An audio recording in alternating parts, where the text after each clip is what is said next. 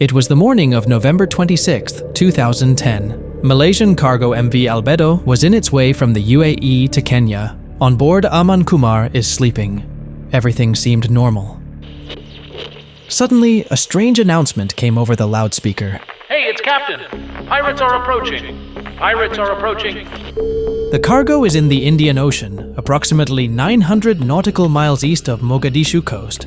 But Somali pirates were known to range broadly. So far that year, they had attacked more than 200 ships, many of them in the central Indian Ocean. Aman Kumar hastily made his way up to the bridge where the other 22 crew had gathered. They observed a small boat with armed men in the distance, swiftly approaching their vessel. Captain Jawed Khan quickly responded to the danger. He entered the ship's coordinates, sent distress messages to the European Union Naval Force in Djibouti using pre-written emails. He called the engine room and ordered full steam, but the Albedo was old and sluggish. Before sailing, the crew had ringed the deck with barbed wire and affixed an electric wire to the gunwale, hoping to prevent anyone from boarding the ship uninvited. A small skiff was approaching the ship from a short distance away. There were 4 men on board wearing casual clothing and carrying guns. In some cases, crews on other ships had stopped pirate attacks by spraying water from hoses and using other methods. But Captain Khan hadn't been trained on how to deal with this situation. The Albedo was carrying a lot of cargo, so its main deck was very close to the water. The pirates used a long ladder with hooks to climb onto the ship easily. They didn't get shocked by the electric wire either, because it wasn't working properly, or they were lucky enough to avoid it. The first pirate who reached the barbed wire hesitated for a moment, then pushed through it, getting cut in the process. Aman Kumar was shocked by the pirates' ruthlessness. The captain ordered everyone to leave the bridge, and the crew took shelter in the engine room. They heard gunfire and glass breaking above them. After a few minutes, a heavily accented voice came over the loudspeaker. Come on, bridge captain. Come on, bridge the crew, otherwise we'll kill. Come on the bridge now. Yes, MV Albedo is hijacked. This is what a typical hijacking in this region looked like in those times. By the end of the decade, hundreds of piracy incidents were reported every year, and they were still just getting started. So let me show you how these poor people from some of the poorest regions of the world have turned hijacking cargo ships and tankers into a lucrative business, holding the crews to ransom for millions and millions of dollars in cash.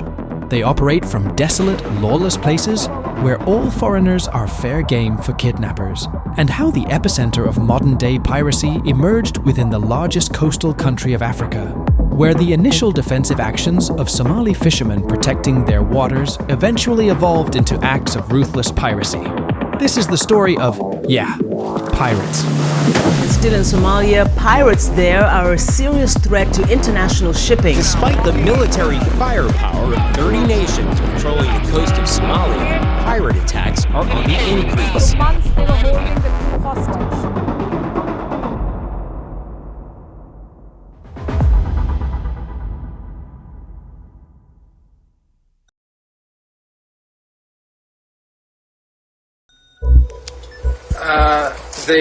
They need to give an answer within 3 days, and if there's no answer to payment of the ransom within 3 days, then the kidnappers here will sell me to Al-Shabaab. He is Michael Scott Moore, working as a freelancer for the German publication Spiegel Online, and researching a book about piracy, was unfortunately abducted by Somali pirates in January 2012. The kidnappers demanded $20 million in ransom. He was held captive for more than 2.5 years. So here's the deal with modern-day piracy. It's pretty much a big money game, with pirates raking in millions by taking ships hostage and demanding ransoms. Pirates have been around forever. Basically, as long as people have been trading across the seas, there have been pirates lurking around, looking to snatch a piece of the action. It's turned into this sophisticated operation, way more complex than just a bunch of guys in a boat. When most of us think about pirates, we're picturing those swashbuckling characters from movies and novels, especially those Pirates of the Caribbean types. But let me tell you, the reality is far from that romanticized fiction we've grown up with. It's not about treasure maps and wooden legs, it's about high stakes and serious threats. It's way less about swashbuckling adventures, and more about hardcore criminal activities. Recently, I came across this map. Kind of a pirate map, you could say, but for the modern age. It's based on data from the last 40 years from this National Geospatial Intelligence Agency database, all thanks to this Adventures in Mapping project. You can see piracy isn't just hanging out in one spot, it's happening all over the globe. Take the Strait of Malacca, for instance. It's this super crucial path between Malaysia and Indonesia. Crazy narrow but busy, with like a quarter of the world's goods sailing through. Naturally, it's a pirate magnet. Then there's the Gulf of Guinea, right off the coast of places like Nigeria and Ghana in West Africa. Pirates there have a field day stealing tankers full of oil. It's a massive headache for businesses around there. And the Caribbean? Oh man, it's got a whole history with pirates, right? Things have chilled out a bit since the heyday of eye patches and parrots, but yachts still need to watch out, especially near Venezuela or around those eastern islands like Trinidad and Tobago and Barbados. And then there is Somali pirates.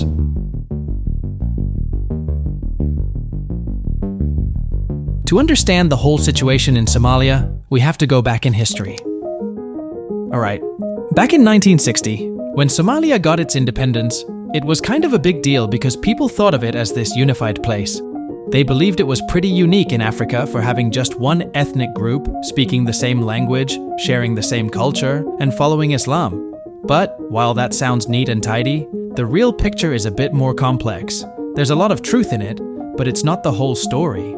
Actually, it's heavily influenced by the land and climate. Somalia's mostly dry, which doesn't really support farming unless you're in the south, where there's some good land between the Juba and Wabi Shabelle rivers.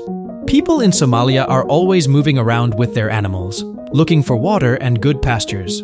This lifestyle doesn't leave much room for saving up or building big cities or governments like we're used to. Instead, politics is woven into everyday life, and everyone's connected through their family ties.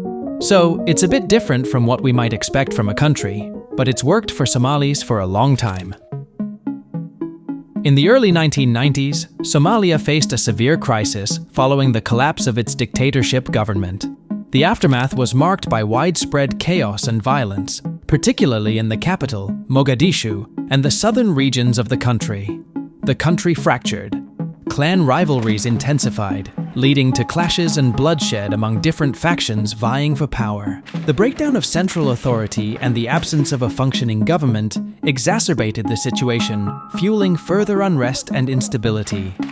The violence, fueled by deep-seated grievances and power struggles, resulted in large-scale displacement of civilians and widespread humanitarian suffering. Basic services collapsed, and food shortages threatened the lives of millions. Efforts to mediate and stabilize the situation, both domestically and internationally, proved largely ineffective. Diplomatic initiatives and peace conferences failed to bring about lasting peace or reconciliation among the warring factions. Till now, piracy is not a common occurrence in this region. Somalia, being the largest coastal country, has one of the largest populations dependent on fishing. As a result of the nutrient-rich water upwelling from the depths of the northern Indian Ocean, the coast of Somalia is recognized as one of the 5 richest fishing zones of the world. You know, according to the United Nations, it is a worldwide rule that a coastal country's territory extends 12 miles from its shores. Beyond that, for another 200 miles, it's their exclusive economic zone. But after that, most of the deep ocean, about 72%, doesn't belong to any country. So, when Somalia's government collapsed, its navy disbanded, leaving its waters vulnerable.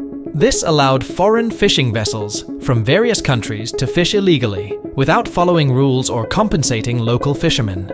Fishing vessels from Italy, France, Spain, Greece, Russia, and even Japan, South Korea, and Taiwan employed techniques such as bottom trawling, which caused damage to delicate marine habitats like coral reefs and seagrass beds. These habitats provide essential breeding grounds and shelter for numerous marine species. Compared to these foreign fishing vessels, the Somali fishermen had small boats that were ill-equipped to compete. Their boats lacked the advanced technology and large-scale fishing equipment used by the foreign big vessels. Additionally, the Somali fishermen operated on a much smaller scale, often relying on traditional fishing methods passed down through generations. These small boats were not only less efficient, but also unable to venture far from the coast due to their limited range and capacity. As a result, the Somali fishermen were confined to fishing in shallow waters close to the shore, where fish populations were often smaller and less abundant. Additionally, with no law enforcement, foreign companies found it convenient to illegally dump toxic and hazardous waste, including nuclear material, in these areas. However, things took a turn. With fish stocks declining in the Indian Ocean, Somali fishermen were forced to venture further out to sea, while foreign trawlers crept closer to the shore. This sparked clashes between local fishermen and the foreign vessels. Not too long after things started heating up, these illegal fishing boats showed up packed with weapons. And guess what? They weren't alone. They had hired some local muscle, armed to the teeth, to ride along. When push came to shove out there on the open water, these armed trawlers had the edge, thanks to their heavy-duty firepower and what you might call their hired security teams. These weren't your average fishermen. They were more like private armies, giving these trawlers a pretty big advantage in any sea skirmish. Somali fishermen watched as their once abundant marine resources were depleted without their consent or benefit, pushing them further into poverty. In the face of such dire circumstances, many groups were born. Initially, these groups sought to protect their waters from illegal fishing and environmental harm. Their actions were rooted in desperation and a sense of injustice, as foreign vessels exploited their resources without consequence. And why not, if you see that there is no one to enforce the rules or protect, then what is yours? This collective frustration and need for survival led these groups to evolve from mere defenders of their local waters to more organized entities capable of challenging the status quo. They saw no other option but to take matters into their own hands, as the international community seemed indifferent to their plight. In the beginning, things were pretty quiet, with just a few incidents happening every year. It was all pretty basic stuff. You had groups of Somali guys, armed but not too organized, jumping onto big ships. They were mostly trying to scare the people on the ship into giving them money, sort of like charging a fee for fishing in their area, even though they weren't officially allowed to do that. They were basically saying, if you want to fish here, you need to pay us. And nobody outside Somalia was paying much attention to this. It wasn't big news yet. But then, everything changed in December 2004, when a huge tsunami hit. It was really bad, especially in Southeast Asia, but it also hit Somalia's coast hard. It destroyed a lot of homes and boats and made the tough situation even worse. The tsunami also brought up all this harmful waste that had been dumped in the ocean, which was really bad for people's health. At this point, Somalia was still not united. There were some calm and safe areas, but a lot of the country was just a mix of different groups fighting each other, with some groups taking advantage of the chaos.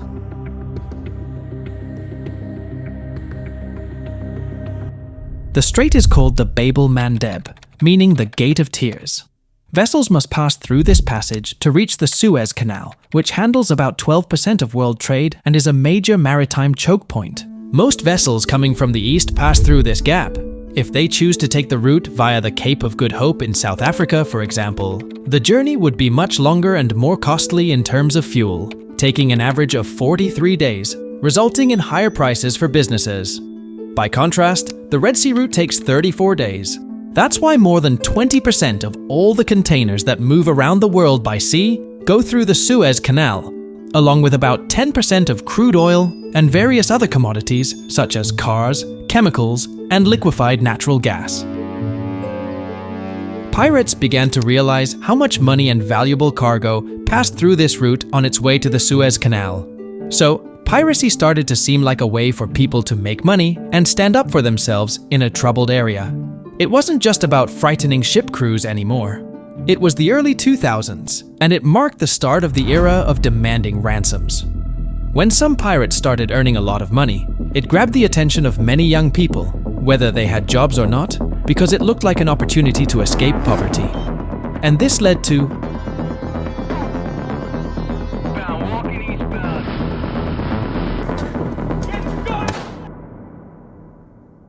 If we examine piracy incidents worldwide from 2000, Somalia wasn't a major player. But something changed after 2006. In this area, it's widely recognized that piracy has become a hotspot. During this period, as global trade and maritime transport expanded, piracy also increased, especially from 2000 to 2013. So here is the real game of piracy started. The MV Panagia, a large bulk carrier transporting coal from South Africa to Turkey, is captured by Somali pirates 90 nautical miles off the east coast. The ship, owned by a Ukrainian company, is released after a ransom payment of $700,000. The MV Feisty Gas, a tanker transporting liquefied petroleum gas, falls into the hands of Somali pirates. The company based in Hong Kong that owns the vessel ends up paying $315,000 to secure its release, a transaction that takes place in Mombasa. The Danica White, a Danish cargo ship, is hijacked into Somali waters, leading to an engagement with USS Carter Hall that unfortunately can't stop the pirates. After 83 days, a ransom of $723,000 secures the release of the ship and its 5-member crew. Taiwanese fishing vessel FV Ching Fong Hua is captured by pirates, leading to a tragic 6-month hostage situation for the crew, composed of individuals from China, Taiwan, and the Philippines. The failure to meet ransom demands results in the death of a Chinese crew member on the day of the hijacking. The remaining crew is released in November after enduring over half a year in captivity after receiving $1.5 million of ransom.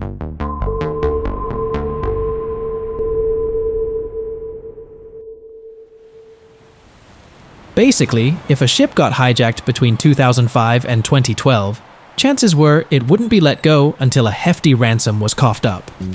This is the data of annual amounts collected by Somali-based pirates in ransom for vessels and/or crews kidnapped between 2005 and 2012. Between 2006 and 10, the total ransom money paid to Somali pirates was somewhere around a jaw-dropping $413 million.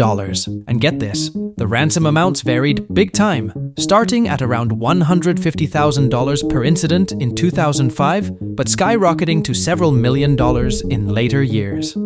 Although paying ransoms may secure the release of hostages and ships, it also provides a financial incentive for pirates and fuels further piracy activities. So, during this time, pirates off the coast of Somalia changed their operational methods. They acquired larger boats and sometimes seized control of fishing vessels to facilitate more attacks. These larger vessels allowed them to venture farther out to sea and target bigger ships such as cargo vessels and tankers. Additionally, they acquired more intimidating weapons like rocket-propelled grenades and automatic rifles, heightening the danger for ships passing through the area. They also adopted the use of mother ships. These larger vessels were utilized to transport pirates, supplies, and smaller skiffs further out to sea, extending their operational range and enabling them to spend longer periods at sea. This tactic significantly enhanced the pirates' capacity to launch attacks on vessels traversing the region's waters, as they could deploy from a greater distance and execute more coordinated operations. After swiftly boarding targeted vessels and seizing control of them, pirates often employed intimidation tactics and threats of violence to coerce crews into compliance. One of the most significant developments was the establishment of highly organized piracy syndicates, which managed operations with a high degree of coordination and sophistication. These syndicates were responsible for planning and executing attacks, as well as overseeing onshore support networks that handled logistics and ransom negotiations. And we are told that we will not be fed and given water. So we are very concerned about the future. And I have no doubt that they will not hesitate to kill us. So please, somebody get in touch. Otherwise, we just sleepwalk to a tragic ending. Over the time, violence towards hostages became more prevalent. Pirates resorted to increasingly brutal tactics to pressure shipping companies and governments into paying hefty ransoms for the release of captured crew members. See, maritime piracy at its core affects ships, ports, cargo, and most importantly, the people on board.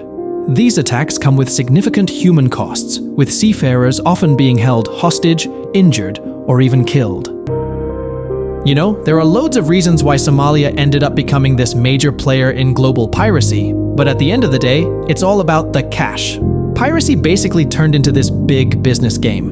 What were once sleepy fishing villages have transformed into booming pirate hubs, or as they call them, pirate lairs. Okay, so first up, you've got your investors. These are the big shots who bankroll the whole pirate operation. They're like the high seas venture capitalists, rolling the dice on whether a hijacking will bring in the big bucks. They're the ones throwing money at weapons, boats, and all the other pirate gear, hoping it'll pay off big time. Then there's the pirate crews. These are the folks actually getting their hands dirty, boarding ships and holding crews for ransom. They're the ones in the trenches, putting in the hard graft to make sure the job gets done. It's risky stuff, but for these pirates, the potential payday is worth the risk. And let me tell you, there's no shortage of these pirate enterprises. You can pick and choose which one you think will hit the jackpot by nabbing an international shipping vessel and scoring a fat ransom. When a ship gets seized, it's like winning the lottery. The pirates hang on to it until they can squeeze a ransom out of the shipping company. And when that cash comes rolling in, it's a major payday. When big businesses come into play, there are some big investors behind them. We're talking about pirate bosses here.